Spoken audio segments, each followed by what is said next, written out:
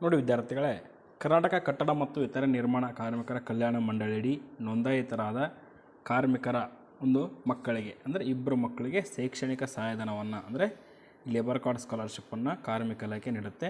ಅದರ ಒಂದು ಸ್ಟೇಟಸನ್ನು ಯಾವ ರೀತಿ ಚೆಕ್ ಮಾಡಬೇಕು ಅನ್ನೋದನ್ನು ತಿಳಿಸ್ಕೊಡ್ತೀನಿ ಬನ್ನಿ. ನೋಡಿ ವಿದ್ಯಾರ್ಥಿಗಳೇ, ಮೊದಲಿಗೆ ಒಂದು ಅಫಿಷಿಯಲ್ ವೆಬ್ಸೈಟಿಗೆ ಬಂದು ಇಲ್ಲಿ ಸ್ಕ್ರೋಲ್ ಅಪ್ ಮಾಡಿದ ನಂತರ ಇಲ್ಲಿ ಕಟ್ಟಡ ಮತ್ತು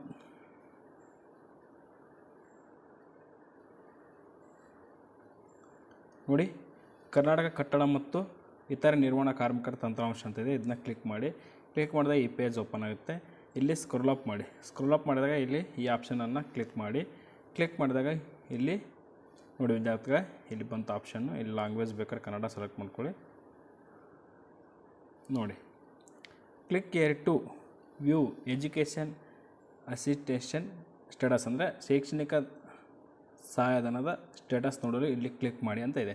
ಇದನ್ನ ಕ್ಲಿಕ್ ಮಾಡಿ ಇಲ್ಲಿ ನಿಮ್ಮ ಒಂದು ಅರ್ಜಿ ಸಂಖ್ಯೆಯನ್ನು ಎಂಟರ್ ಮಾಡಿ ಈ ಒಂದು ಸ್ಕಾಲರ್ಶಿಪ್ ಸ್ಟೇಟಸನ್ನು ತಿಳ್ಕೊಳ್ಬೋದು. ಇದು ನೋಡಿ ವಿದ್ಯಾರ್ಥಿಗಳೇ, ಕೇವಲ ಯಾರು ಸೇವಾ ಸಿಂಧು ವೆಬ್ಸೈಟ್ನಲ್ಲಿ ಅರ್ಜಿ ಹಾಕಿದಿರೋ ಅವರು ಮಾತ್ರ ಇಲ್ಲಿ ಸ್ಟೇಟಸ್ ಚೆಕ್ ಮಾಡ್ಕೊಳ್ಬೋದು. ಯಾರು ಸೇವಾ ಸಿಂಧು ವೆಬ್ಸೈಟ್ ಮೂಲಕ ಅರ್ಜಿ ಸಲ್ಲಿಸಿದವರು ಮಾತ್ರ. ಇನ್ನು SSP ಮೂಲಕ ಅರ್ಜಿ ಸಲ್ಲಿಸಿದವರು ಯಾವ ರೀತಿ ತಿಳ್ಕೊಬೇಕು ಅನ್ನೋದನ್ನು ತಿಳಿಸ್ಕೊಡ್ತೀನಿ ಬನ್ನಿ. ನೋಡಿ ವಿದ್ಯಾರ್ಥಿಗಳೇ, ನೀವು ಒಂದು ವೇಳೆ SSP ಅಡಿ ಅರ್ಜಿ ಹಾಕಿದರೆ ಇಲ್ಲಿ ನಿಮ್ಮ ಒಂದು SSP ಅಕೌಂಟನ್ನು ಹಾಕಿ ಲಾಗಿನ್ ಮಾಡಿ ತದನಂತರ ಕ್ಯಾಪ್ಚಾ ಹಾಕಿ ಅಲ್ಲಿ ವ್ಯೂ ಸ್ಕಾಲರ್ಶಿಪ್ ಸ್ಟೇಟಸ್ ಅಂತ ಇರುತ್ತೆ. ಸ್ಟೇಟಸನ್ನು ಚೆಕ್ ಮಾಡಿದಾಗ ಅಲ್ಲಿ ಡಿಪಾರ್ಟ್ಮೆಂಟು ಮೆನ್ಷನ್ ಆಗಿರುತ್ತೆ, ಅಲ್ಲಿಂದ ಚೆಕ್ ಮಾಡ್ಕೊಳ್ಬೋದು. ಅಥವಾ ನೋಡಿ ವಿದ್ಯಾರ್ಥಿಗಳೇ, ಈ ಒಂದು ಪ್ಲೇಸ್ಟೋರಲ್ಲಿ DBT ಕರ್ನಾಟಕ ಒಂದು ಆ್ಯಪ್ ಇದೆ.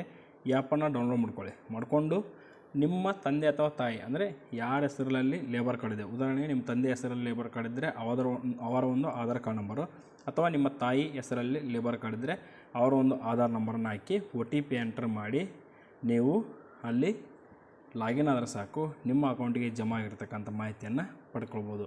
ಈ ಮೂಲಕ ನೀವು ಲೇಬರ್ ಕಾರ್ಡ್ ಸ್ಕಾಲರ್ಶಿಪ್ ಸ್ಟೇಟಸನ್ನು ತಿಳ್ಕೊಳ್ಬೋದು ಅಂತ ಹೇಳ್ತಾ, ಈ ಮಾಹಿತಿ ಇಷ್ಟ ಆಗಿದ್ದರೆ ಈ ವಿಡಿಯೋನ ಲೈಕ್ ಮಾಡಿ, ನಮ್ಮ ಚಾನಲ್ ಸಬ್ಸ್ಕ್ರೈಬ್ ಮಾಡಿ. Thank you for watching this video.